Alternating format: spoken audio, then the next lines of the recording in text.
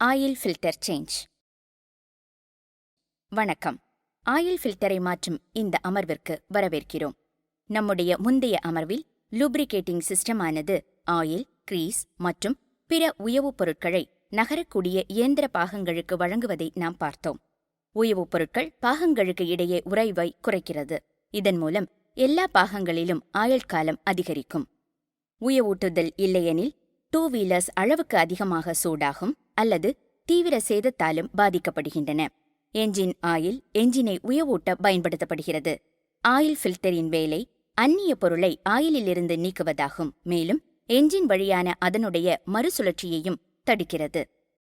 2 பொதுவான ஃபில்டர் வடிவமைப்புகள் பயன்படுத்தப்படுகின்றன. அவைகளாவன சென்ட்ரிஃபியூகல் மற்றும் கார்ட்ரிட்ஜ். ஆயில் ஃபில்டர்ஸ் பொதுவாக என்ஜினின் மையப்பகுதிக்கு அருகில் அல்லது அடிப்பகுதியில் அமைந்துள்ளன. இந்த அமர்வில் பஜாஜ் டிஸ்கவர் மாடலின் கார்ட்ரிட்ஜ் வடிகட்டியை மாற்றுவதை பற்றி நாம் பார்ப்போம். செயல்முறைக்கு நாம் போவதற்கு முன்னால் முதலில் கருவிகள் மற்றும் பொருட்களை பார்ப்போம். தேவைப்படும் கருவிகள் மற்றும் பொருட்களாவன 1 லிட்டர் ஆயில், 20 WO, 40 mg, 1 ஜோடி ரப்பர் கையுறைகள், ஆயில் ஃபில்டர், ஆயில் ட்ரெயின் பிளக்கிற்கான சாக்கெட் ஸ்பேனர், ஆயில் ஃபில்டருக்கான ஸ்பேனர், பயன்படுத்திய என்ஜின் ஆயிலை சேகரிப்பதற்கான தட்டு, புனல் மற்றும் ரேக். ஆயில் ஃபில்டர் மாற்றுவதுடன் தொடர்புடைய செயல்முறையை நாம் இப்போது பார்க்கலாம். முழு செயல்முறையும் 3 பிரிவுகளாக பிரிக்கப்பட்டுள்ளன. என்ஜின் ஆயிலை வடிகட்டுதல், ஆயில் ஃபில்டரை மாற்றுதல், என்ஜின் ஆயிலை மாற்றுதல். முதலில் நாம் என்ஜின் ஆயிலை வடிகட்ட வேண்டும். இதற்காக மோட்டார் சைக்கிளை சென்டர் ஸ்டாண்டில் என்ஜினை ஆஃப் செய்து தட்டையான மேலும் கிடைமட்ட மேற்பரப்பின் மீது வைக்கவும். ட்ரெயின் பிளக்கிற்கு கீழே ட்ரேயை வைக்கவும்.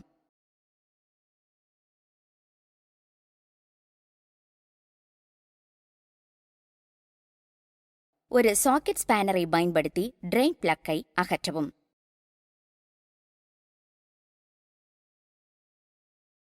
வெளியே கொட்டும் ஆயில் மிகவும் சூடாக இருக்கலாம். அதை தொடுவதை தவிர்க்கவும்.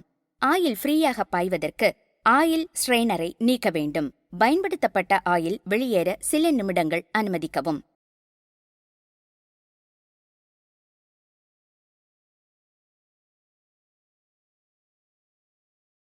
ரிசர்வயர் காலியாகிவிட்டால் ட்ரெயின் பிளக் மற்றும் அதன் வாஷர் போன்றவைகளை துணியை பயன்படுத்தி கவனமாக துடைக்கவும். வாஷர் தேய்ந்தது போல் தோன்றினால் அதை புதிதாக மாற்ற வேண்டும். ஆயில் ஸ்ட்ரெய்னரை துணியால் துடைக்கவும். ஸ்ட்ரெய்னர் மற்றும் ட்ரெயின் பிளக்கை மீண்டும் வைத்து இறுக்கவும்.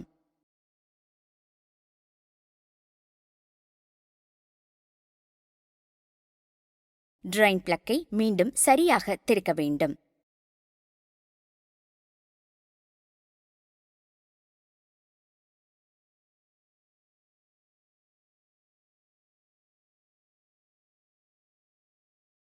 அடுத்து நாம் ஆயில் ஃபில்டரை மாற்றலாம். ஆயில் ஃபில்டர் இருக்கும் இடத்தை கண்டுபிடிக்கவும். வெளியே வரும் ஆயிலை பிடிப்பதற்காக ஃபில்டருக்கு கீழே ட்ரேயை வைக்கவும். டீ ஸ்பேனரை பயன்படுத்தி நட்டுகளை கழட்டி மூடியை அகற்றவும். இதனால் ஆயில் ஃபில்டரை அணுகலாம்.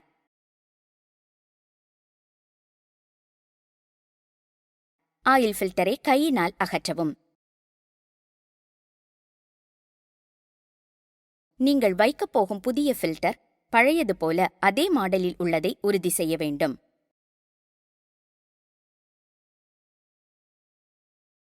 புதிய ஃபில்டரை வைப்பதற்கு முன்னால் அந்த பகுதியை சுத்தம் செய்யவும்.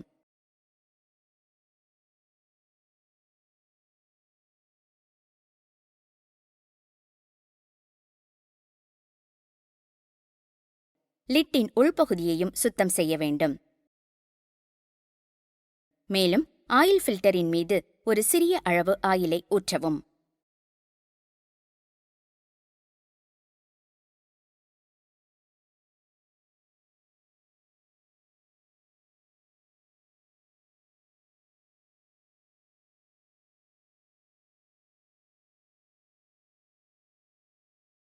புதிய ஃபில்டரை கவனமாக வைத்து லிட்டை மீண்டும் அதனுடைய நிலையில் வைக்கவும்.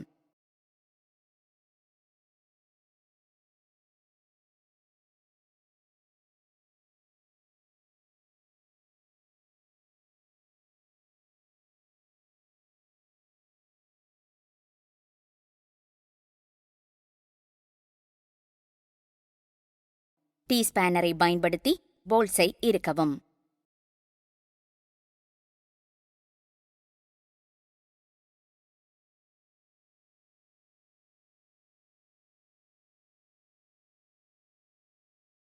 இப்போது நாம் என்ஜின் ஆயிலை மாற்றுவோம். சர்வீஸ் கையேட்டை பார்த்து பக்கிற்கான ஆயிலின் தேவையான அளவு மற்றும் அதனுடைய வகையை கண்டுபிடிக்கவும். இப்போது என்ஜின் ஆயில் திருக்கை அகற்றவும்.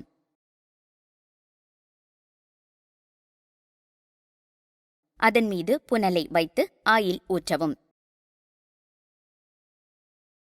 இந்த வகையில் தேவையான அளவு 1 லிட்டர் ஆயில் ஆகும்.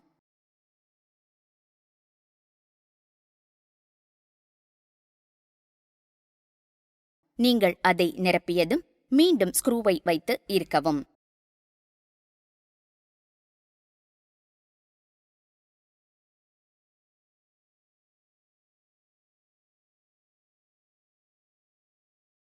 காஜினுள் ஆயிலின் அளவை சரிபார்க்க வேண்டும்.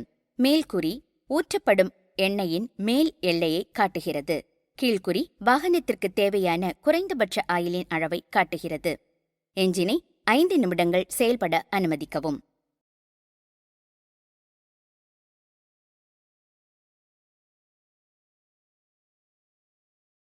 என்ஜினை அணைக்கவும்.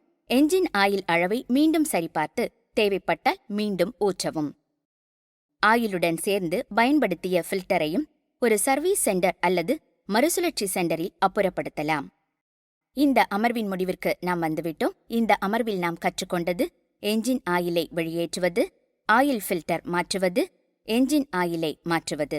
இந்த அமர்வினால் நீங்கள் மகிழ்ச்சியடைந்திருப்பீர்கள் என நம்புகிறோம். நன்றி.